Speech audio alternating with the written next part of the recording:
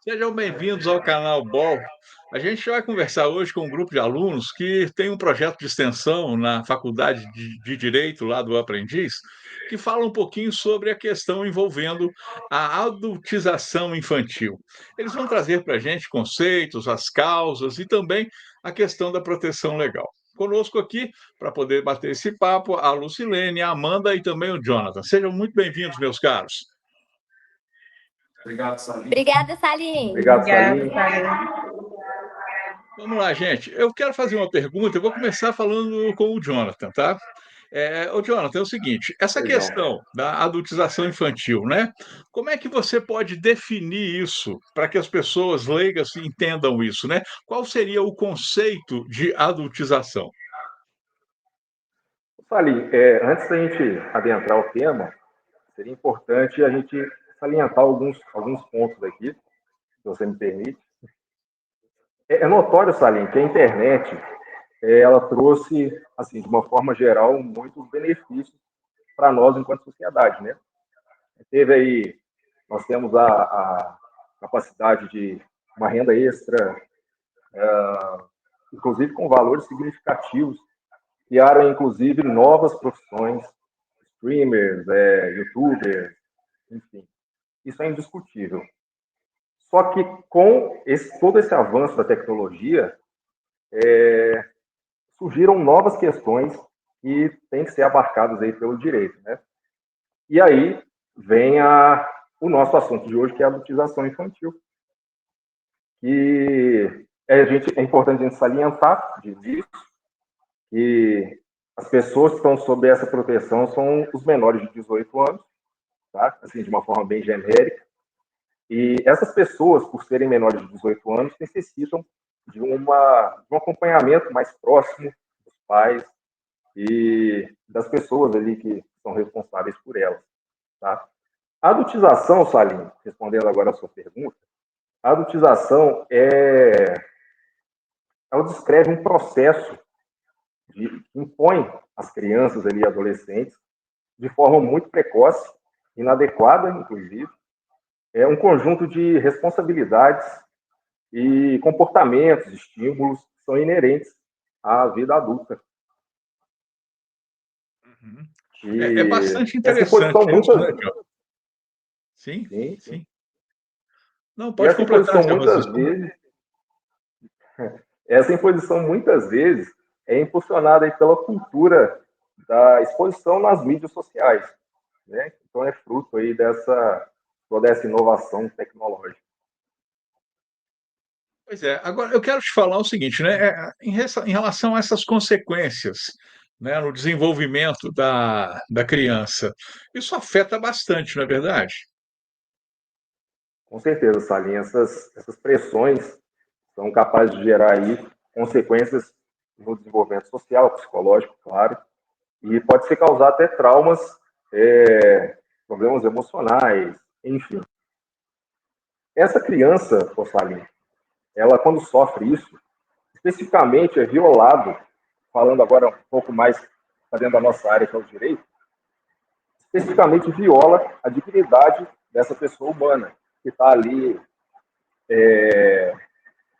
descrito, tá ali abarcado pelo próprio ECA, que é o Estatuto da Criança e do Adolescente, com o artigo 17, que é o direito ao respeito, protege a inviolabilidade e integridade psíquica e moral das crianças, o direito de brincar, ao lazer, enfim. Na maioria dos casos, essas condutas podem ser tipificadas juridicamente, tá? Que gera aí, como já disse, vários outros problemas consequentes para a criança e, claro, para os agentes também, as pessoas que praticam esse tipo de situação, as pessoas que estão ali por trás disso, também vão sofrer consequências jurídicas. Agora, ô Jonathan, olha só, né, de acordo até com o trabalho que vocês desenvolveram, tudo, essas questões envolvendo a manifestação, né? Como é que são as manifestações?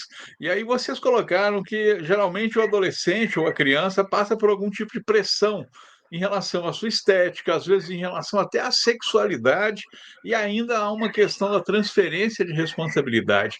Como é que você vê, na sua opinião, essa questão da estética, da sexualidade e das transferências de responsabilidade?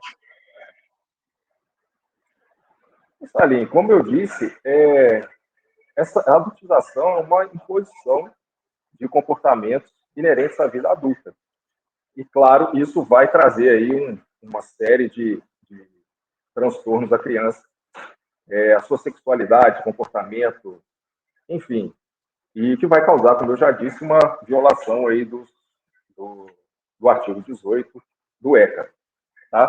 Para o direito, esses traumas que podem ser causados aí à criança não são apenas um diagnóstico, é um dano jurídico, tá? Configurando dano moral, dano existencial, decorrente desse ato ilícito. E é importante a gente dizer também que o direito atua na responsabilidade civil dessas pessoas, né, dos responsáveis aí, que tem esse dever de cuidado e tem essas medidas previstas aí no artigo 129 do ECA. Tá? Claro.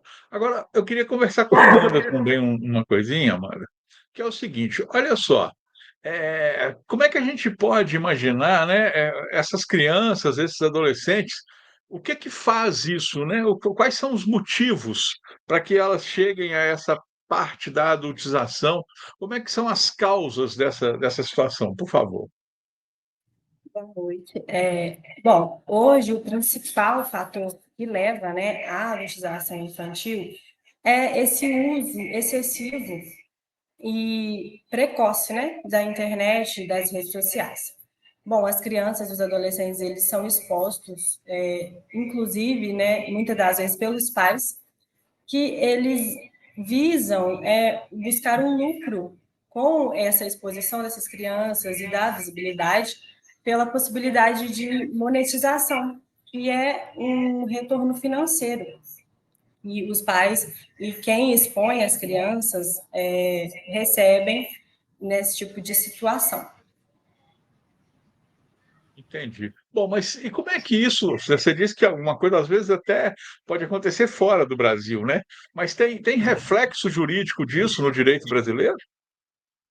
Com certeza tem, né, os reflexos jurídicos, porque tem a proteção, primeiramente, da infância, ela vem através da Constituição Federal, no seu artigo 227, e pela Lei 8.069 de 90, que é o Estatuto da Criança e do Adolescente, né? Essas normas, elas vão estabelecer que a família, a sociedade e o Estado, eles têm o dever de proteger as crianças e os adolescentes desse tipo de exploração, né? E garantir também a dignidade e a segurança das crianças. Entendi. Bom, agora isso tudo tem também uma consequência jurídica, né? Sim, com certeza. O direito brasileiro ele prevê sanções, né? Civis, criminais e familiares, sendo que as sanções civis e familiares elas vêm Uhum. sobre a questão de que a responsabilização da pessoa que comete essa exploração, ela vai poder perder o poder familiar, vai poder sofrer a intervenção do conselho tutelar e até ser multada. E na esfera criminal, podem ser imputados crimes a esses responsáveis, tanto de exploração sexual, corrupção de menores, e também recrutamento para atividades ilícitas. Uhum. Entendi. Agora, ô Amanda, olha só, isso tem ganhado um grande contorno na mídia de forma geral, tem se falado muito sobre isso, e como é que tem sido, então, né, a ação dentro da Câmara dos Deputados, nos nossos legisladores, o que eles estão pensando e como é que eles estão agindo para poder legalizar essa situação, ou pelo menos de alguma forma, minimizar essa situação. Sim, através, né, desse vídeo denúncia publicado no YouTube, pelo youtuber Delta, que veio tomando essa proporção essa questão da adultização. E sim, na Câmara dos Deputados já temos vários projetos de lei que estão buscando a criminalização da adultização, né? E para tornar também obrigatória a fiscalização de vídeos que podem estar expondo crianças e adolescentes. É bastante interessante, né? Porque quando a legislação, o legislador é provocado, ele se manifesta. E o interessante é que ele consiga fazer isso de uma forma rápida e não demore tanto para poder aprovar uma lei para criminalizar essa questão da adultização. Mas aí já é outra história que vai ficar para uma outra oportunidade. Porque agora eu quero colocar a lenha na fogueira conversando com a Lucilene. Eu quero conversar com a Lucilene para ela me explicar uma coisa. Estratégia de combate. O que pode ser feito, Lu? Primeiramente, Salim, nós temos que criar campanhas voltadas para isso. Porque hoje nós temos... a internet virou terra de ninguém. Então, as crianças estão muito vulneráveis ali onde elas estão. Então, primeiramente, é criar campanhas realmente de educação para essas crianças, voltadas a elas, mostrando a elas o risco que elas estão correndo quando estão nesse ambiente. Porque para elas podem ser um ambiente que, assim, é um ambiente simples, é um ambiente que me traz felicidade, eu estou conversando, eu estou jogando, eu estou brincando, mas elas não têm noção do quanto risco elas têm. Então, hoje, leis, nós temos muitas. A nossa Câmara está trabalhando, nós temos o ECA, nós temos, então, amparado pela lei, nós estamos. Mas agora, o principal agora é conscientizar essas crianças do perigo. Porque até então, vamos lá, até 10 anos atrás, não se tinha esse boom de internet. Não se tinha tudo isso. Hoje a criança nasce já com celular. Então, temos que criar campanhas voltadas para isso e, principal, criar ambientes voltados para a criança.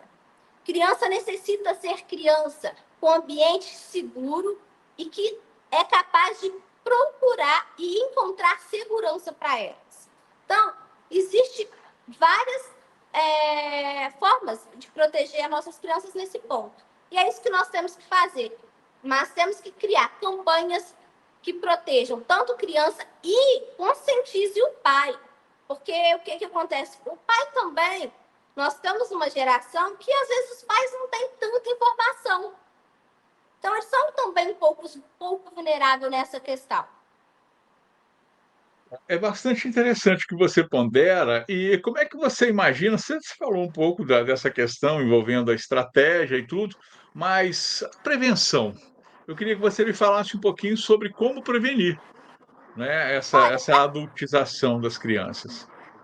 Olha, para prevenir, principalmente é o que eu falei, um ambiente criado, voltado para elas, tentar diminuir realmente a exposição dessa criança e, mais do que nunca, colocar ela em um ambiente seguro. Isso é uma das coisas mais importantes que eu acho também. Na verdade, o que eu entendo a respeito dessa situação, e dando agora a minha opinião, acho que, né, vocês expressaram também a visão de vocês, é que hoje em dia há uma colocação da internet de forma que ela transcendeu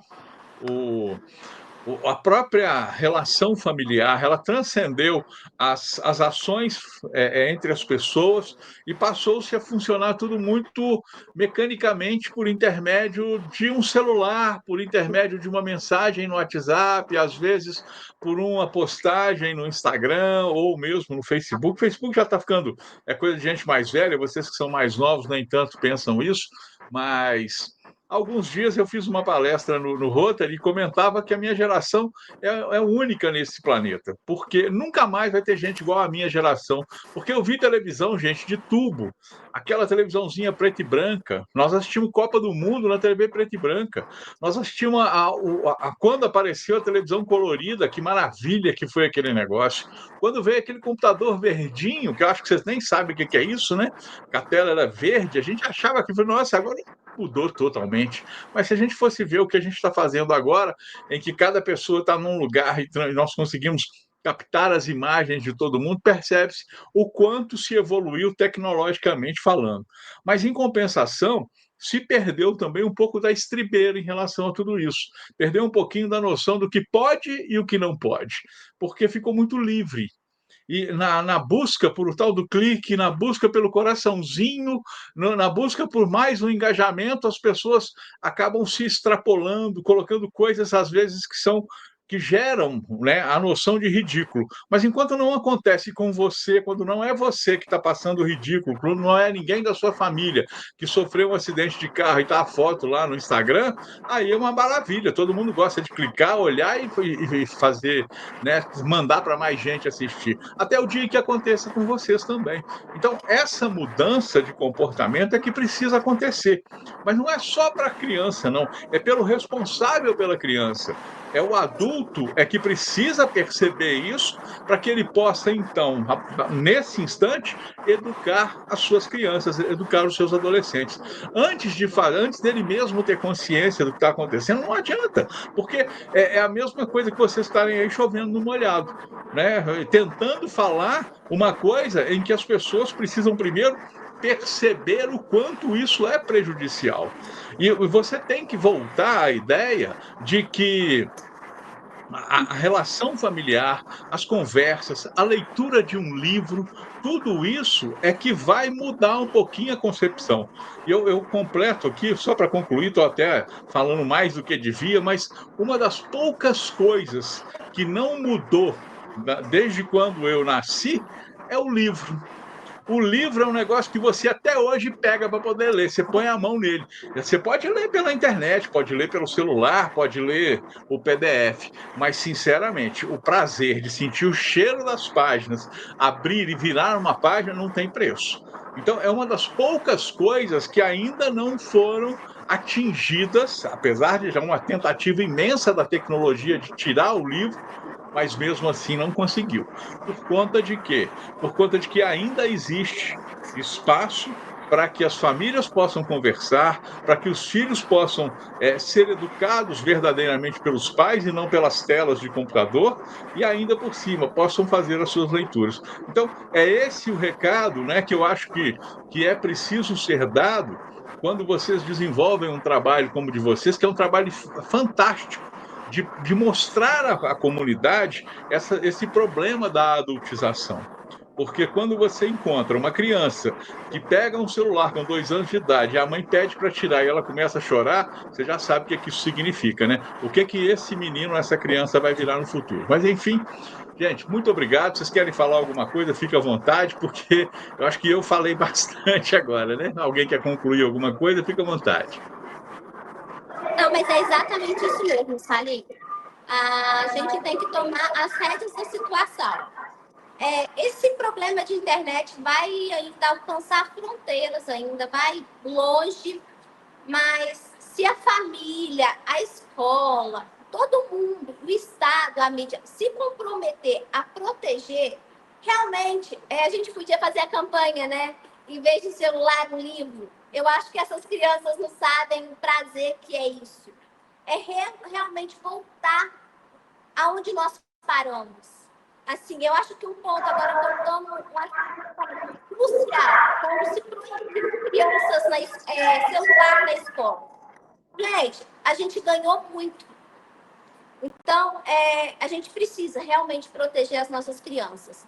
Nós temos leis, nós temos formas de proteger, mas mais do que tudo, é o engajamento. Vamos lá, já que estamos falando de internet, é o engajamento da família, da escola, do próximo, de quem realmente está preocupado com uma geração que está vindo aí diferente. Se cada um fizer um pouquinho, nós vamos conseguir manter a segurança das nossas crianças, que hoje é o fato do nosso trabalho. É verdade. Jonathan, você queria falar alguma coisa? Fica à vontade, meu amigo.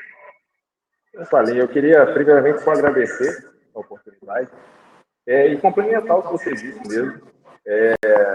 Realmente a internet, embora tenha trazido aí inúmeros benefícios, ela também trouxe esse grave problema, né? E que tornou-se aí essa verdadeira pandemia mundial, um problema social muito grave, onde as relações são substituídas por internet, por mensagem, enfim. Mas fica aí a nossa dica, a nossa esperança de que as coisas melhorem. Perfeito, meu caro. Muito obrigado, gente. Obrigado pela conversa de hoje, falar um pouco sobre esse assunto, dizer também que o canal do Barbacena Online está sempre aberto para a gente poder discutir, para a gente poder conversar, porque é a única forma que nós temos de educar, de conversar, de criar mecanismos para que a população conheça um pouco mais dessa questão e de tantas outras questões que merecem ser abordadas aqui. Ô, Lu, muito obrigado. Amanda, muito obrigado. Jonathan, muito obrigado a vocês também. Salim, E obrigada mais uma certamente vez por ter aberto esse canal para gente. Obrigada, Salim. Canal Ball, aqui tem conteúdo de qualidade.